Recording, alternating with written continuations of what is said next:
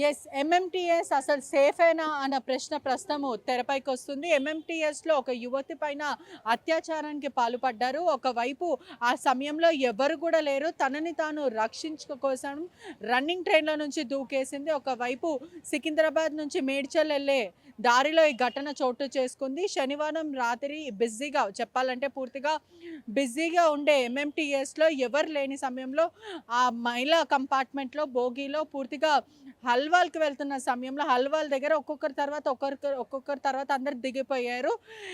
ఎవ్వరు లేని సమయంలో ఒక దుండగుడు ఆ మహిళ కంపార్ట్మెంట్ లోపలికి దూరారు. ఆ తర్వాత మహిళని లైంగికంగా వేధించడానికి పాల్పడ్డాడు. ఆ తర్వాత అత్యాచారం చేయడానికి పాల్పడినప్పటికీ ఆ యువతి భయపడి ఆ తర్వాత తనను తాను కాపాడుకోవడానికి, రక్షించుకోవడానికి ట్రైన్ నుంచి దూకేసిందని కూడా తెలుస్తుంది. మరోవైపు చూసుకుంటే 22 ఇయర్స్ మహిళ అని కూడా పూర్తిగా తెలుస్తుంది. అనంతపూర్‌కి సంబంధించిన కుటుంబ సభ్యులు వీళ్ళు.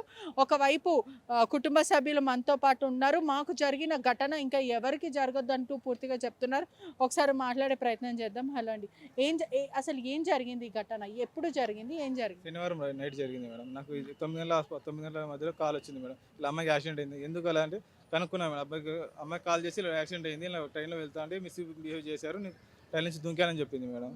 ఇలా రక్షణ లేకపోతే ఎలా మేడం ట్రైన్‌లోన? ఎంఎంటీఎస్ ట్రైన్‌లో వెళ్తున్నానని చెప్పింది మేడం. మీకేం చెప్పింది? తను ఏం చెప్పింది? అసలు ఎట్లా జరిగిందంట? ఎందుకు వెళ్ళాల్సొచ్చింది? అంటే మేడ్చల్‌లో ఒక హాస్టల్‌లో చదువుతున్న అమ్మాయి జాబ్ డిగ్రీ అయిపోయింది. డిగ్రీ అయిపోయింది మేడం. జాబ్ చేస్తాను మేడం. దేంట్లో?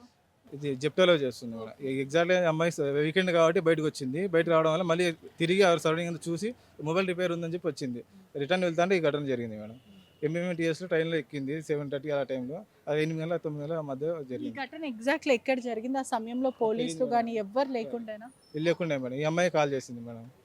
కానీ రెస్పాండ్ కాలేదు. 1 అవర్ తర్వాత వచ్చారు మేడం అందరూ. 1 అవర్ 2 అవర్ తర్వాత తినే కింద పడిపోయి కాల్ చేసింది 100కి. తనే కాల్ చేసింది. 100కి కాల్ చేసి 100కి కాల్ చేసింది. కానీ 2 అవర్స్ వరకు ఎవరు రాలే మేడం. రాలేదు. మరి హాస్పిటల్‌కి ఎలా వేరే తీసుకెళ్ళారు?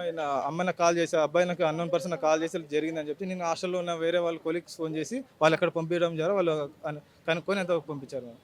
ఆ సమయంలో అంబులెన్స్ రావడం పోలీసులు రావడం అలా జరిగింది మేడం. అంటే ఎందుకు దూకాల్సొచ్చింది? అసలు తను ఏం చెప్పింది? మీరు మాట్లాడి ఉంటారు కదా! ఏం చెప్పింది?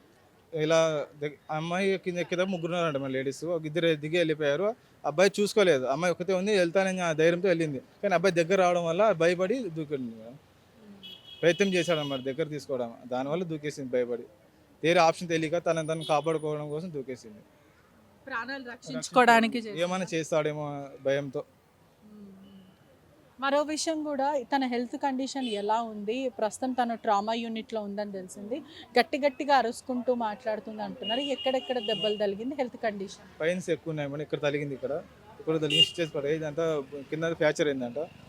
ఇన్నర్ ఫేసెస్ ఎక్కువ ఉన్నాయి. చెయ్యి కూడా ఫ్రాక్చర్ అయింది. సర్జరీ 2 సర్జరీస్ చేస్తా అన్నారు. ఏమంటే ట్రీట్మెంట్ చాలా స్లోగా ఉంది మేడం. అసలు పట్టించుకోవడం లేదు. ఇది నెగ్లెక్ట్గా ఉన్నారు అంతా. ఈ అమ్మాయికి మా అమ్మాయి అది జరిగింది. వేరే అమ్మాయికి ఎక్కడ జరగకూడదని మేము ఆశిస్తున్నాం మేడం. ఆ సమయంలో అసలు పోలీసుల హెల్ప్ గాని లేకపోతే ఆ కంపార్ట్మెంట్‌లో ఓన్లీ తను ఒక్కతే ఉందా? మహిళల కంపార్ట్మెంట్‌లో? అంత ముగ్గురున్నారంట మేడం. ఇద్దరు దిగేశారు. అమ్మాయి ఒక్కతే మిలిగింది. ఎక్కడ దిగారు? ఆ మధ్యలో దిగారు. స్టేషన్ ఎగ్జాక్ట్ తెలియదు మేడం. మధ్యలో దిగేశారు మేడం. మరి ఈ వ్యక్తి ఈ దుండగుడు ఎలా వచ్చాడు లోపలికి? తెలియదు చూసుకోలేదంట మేడం అమ్మాయి. నేను చూసుకోలేదు నేను దిగేసేదాన్ని నాకు ఎవరు లేరనే ఉద్దేశంతో నేను కంటిన్యూ చేశాను అని చెప్పింది. అలా చెప్పింది మేడం. ఇప్పటికీ అధికారులు గాని ఎవరైనా వచ్చి మాట్లాడడం జరిగిందా? పోలీసు వాళ్ళు వచ్చారు మేడం. రైల్వే వాళ్ళు వచ్చారు. లోకల్ పోలీసు వాళ్ళు వచ్చారు. అయినా ట్రీట్మెంట్ అలాగే ఉంది. నార్మల్గా చూస్తున్నారు మేడం. స్పెషల్గా ఏం చేయడం కానీ ఇక్కడ వేరే దగ్గర షిఫ్ట్ చేయడం కానీ అలా ఏం లేదు మేడం. ఏం లేదు మేడం. తను ఇప్పుడు మాట్లాడుతుందా? మాట్లాడే పొజిషన్? మాట్లాడే ఛాన్స్ రాలేదు. మొత్తం ఇక్కడంతా మొత్తం డ్యామేజ్ అయిపోయింది. పనులన్నీ ఊడిపోయాయి. కింద క్రాక్ వచ్చింది. పైన అన్నీ లేవు మేడం. కింద కూడా అల్లాడుతున్నాయి. మాట్లాడడం సరిగ్గా రావడం లేదు. చాలా సీరియస్గా ఉంది మేడం. మా కొరకు ట్రీట్మెంట్ బాగా అందించాలని కోరుకుంటున్నాను. ఏం చెప్తారమ్మా? అంటే ఇటువంటి ఘటన ఎవరికీ జరగకూడదు. అటువంటిది మీ కూతురికి జరిగింది. ప్రతి నా బిడ్డ అయితేనేమి ఇంకొక బిడ్డ అయితేనేమి అంటే ఎవరికి జరగకూడదు అంతే.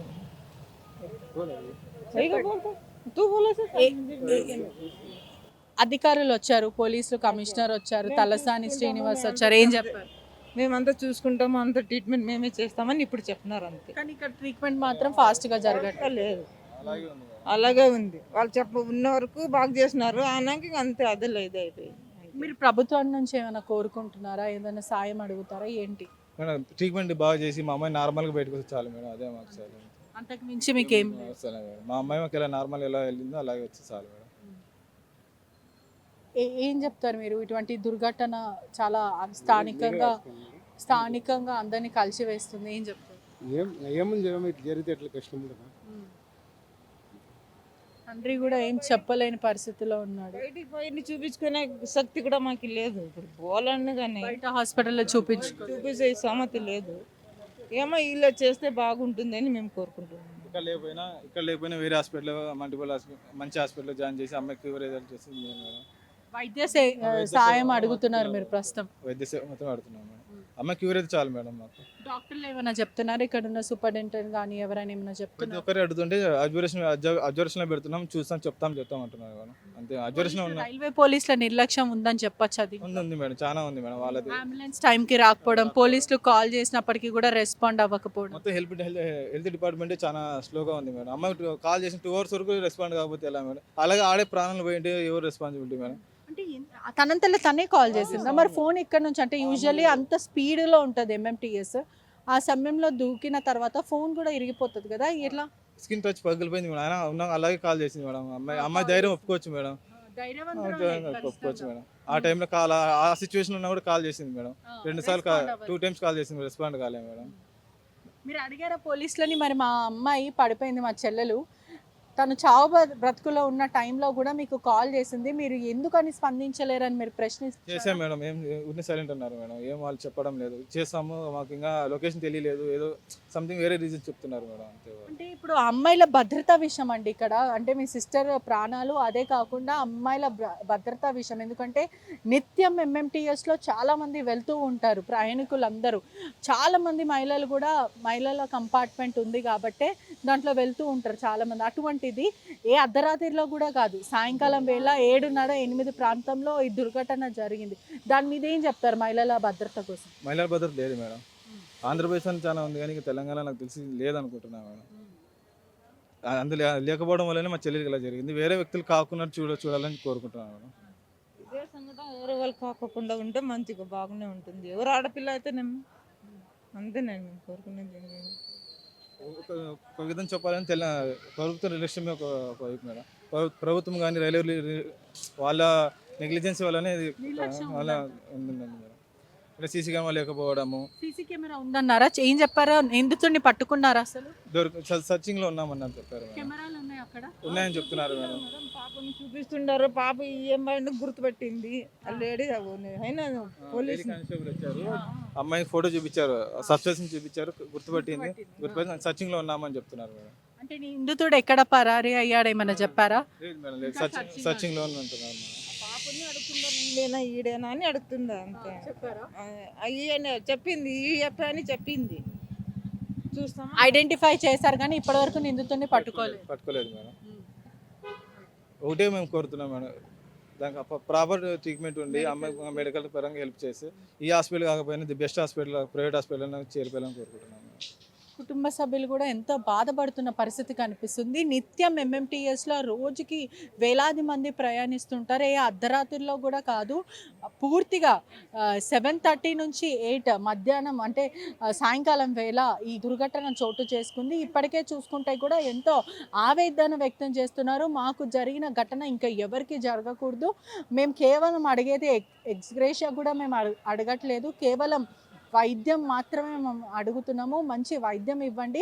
గాంధీ హాస్పిటల్లో కొంచెం నిర్లక్ష్యం వహిస్తున్నారు. ఇప్పటికే మహిళల పట్ల నిర్లక్ష్యం చాలా జరుగుతుంది. మరోవైపు తను చనిపోయే స్థితిలో ఉన్నప్పటికీ కూడా అక్కడ ఏదైతే ఎంఎంటీఎస్ ట్రైన్, ఆ స్పీడ్ ట్రైన్లో నుంచి తను దూకేసిన వెంటనే ఫోన్ కూడా అక్కడ పడిపోయింది. ఆ తర్వాత వెంటనే ఆ ఫోన్లో నుంచి పోలీస్ వాళ్ళకి, అంబులెన్స్ని కాల్ చేసినప్పటికీ కూడా 2 గంటలు అయినప్పటికీ కూడా వాళ్ళు నిర్లక్ష్యం వహించారు. ఎవరు కూడా తనని చేరుకోలేకపోయారు. ఆ తర్వాత స్థానికంగా ఉన్న వాళ్ళు కాల్ చేసి అంబులెన్స్కి కాల్ చేసిన వెంటనే అక్కడి నుంచి తనని ఇక్కడ తీసుకొచ్చారని తెలుస్తుంది. ఏదేమైనప్పటికీ కూడా రైల్వే పోలీసుల నిర్లక్ష్యం చాలా క్లియర్గా కనిపిస్తుంది. ఎందుకంటే నిత్యం ఎంఎంటీఎస్ అర్ధరాత్రి వేళ కాకుండా సాయంకాలం వేళ 7:30 ప్రాంతంలో ఆఫీస్ నుంచి మహిళలు తిరిగి వెళ్ళే సమయంలో ఈ దుర్ఘటన జరిగింది. మహిళల కంపార్ట్మెంట్లో ఇటువంటి తరచూ జరుగుతూ ఉన్నాయి. ఇప్పటికే ఆకతాయిలు గంజాయి కొట్టి డ్రగ్స్ సేవించి మద్యం మైకులో ఇటువంటివి పాల్పడుతుంటారు. మహిళల బోగి అంటే మహిళల కంపార్ట్మెంట్కి ఎక్కుతూ ఉంటారు. చాలా దురుసుగా అసభ్యంగా ప్రవర్తిస్తుంటారని గతంలో కూడా చాలామంది మహిళలు కంప్లైంట్ చేశారు. ఏదేమైనప్పటికీ కూడా రైల్వే పోలీసులు అంటే సికింద్రాబాద్ రైల్వే పోలీసుల నిర్లక్ష్యం, అదే కాకుండా గాంధీలో కూడా వైద్యం సరిగ్గా అందట్లేదు, మాకు భయం వేస్తుంది, ఒకటి మేము రిక్వెస్ట్ చేస్తున్నాము, దయచేసి మంచి వైద్యం ఇవ్వండి మా చెల్లెలకు, తను ఎలా వెళ్ళిందో అలా తిరిగి వస్తే మాకు దానికి మించి ఇంకా ఏది వద్దంటూ కూడా కుటుంబం ఎంతో కన్నీరు మున్నీరుగా వెలిపిస్తున్న సిచ్యువేషన్, ఎంతో ఆవేదన వ్యక్తం చేస్తున్నారు. ప్రపంచంలో ఏ మూల ఏ క్షణం ఏం జరుగుతుందో వేగంగా తెలుసుకోవడానికి తొలి వెలుగు వాట్సాప్ ఛానల్ని ఫాలో చేయండి.